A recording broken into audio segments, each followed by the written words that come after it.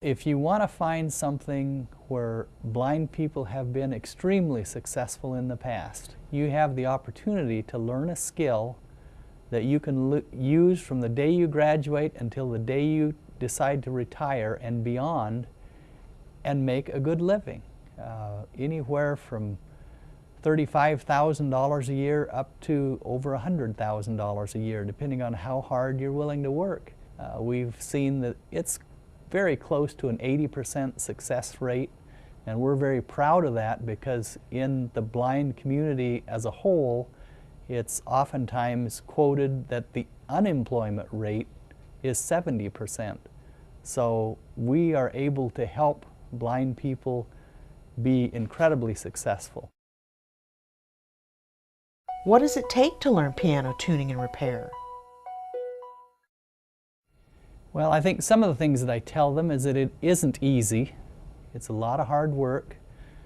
I tell students oftentimes that it takes more patience than talent.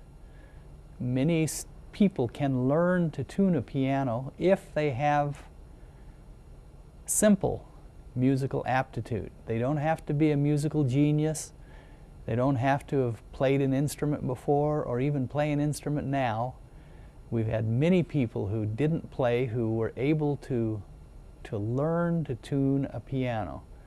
So they should expect that they'll be spending a lot of time learning to tune a piano. They'll be spending a lot of time working on pianos, learning the parts, learning how they work with each other. And there will be some times where they are in lecture classes where they have to learn the names of parts and the theory behind how the parts work. We also will spend time learning how to set up a business, how to run a business, and how to make your business successful.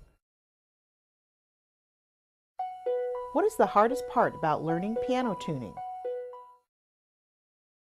Some blind people have a very difficult time with spatial relationships, and there's a lot in this business where we have to talk about, if you turn a screw this direction, what is it going to make that part that's sitting on top of it do? Is it going to make it move up? And if that one moves up, is the other end, what way is the other end going to go down? I mean, is it going to go up or down? And so there's a lot of spatial relationship kind of thinking that is very difficult for some students, and others just pick it up, you know, like it was nothing. So there's a huge variety of challenges for students. Then again, just learning the tuning, learning what you're supposed to listen to.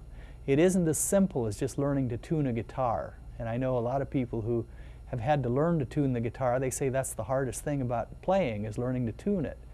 Learning to tune a piano is several hundred times harder because you have hundreds of strings rather than just 6.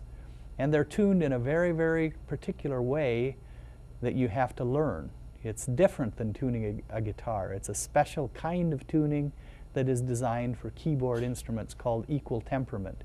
So patience, patience, and hard work. Do you have success stories to share? Our students come back and tell us, you know, I got to tune for Elton John, you know, or those kinds of things. It makes it a lot of fun to hear what happens to them. We had another student who graduated and went back to New York City and started working for Steinway at Steinway Hall, and he worked there for like 12 years before he moved on to bigger things. But those are some of the really wonderful successes.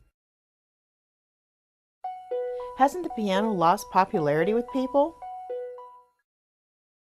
One of the good measures is piano teachers. And we have found that most piano teachers have all of the students that they can handle.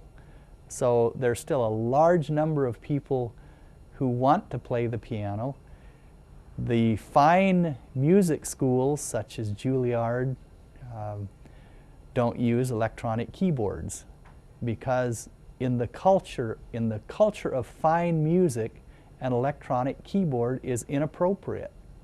So there is still a huge segment of society that would never accept an electronic keyboard as a serious instrument.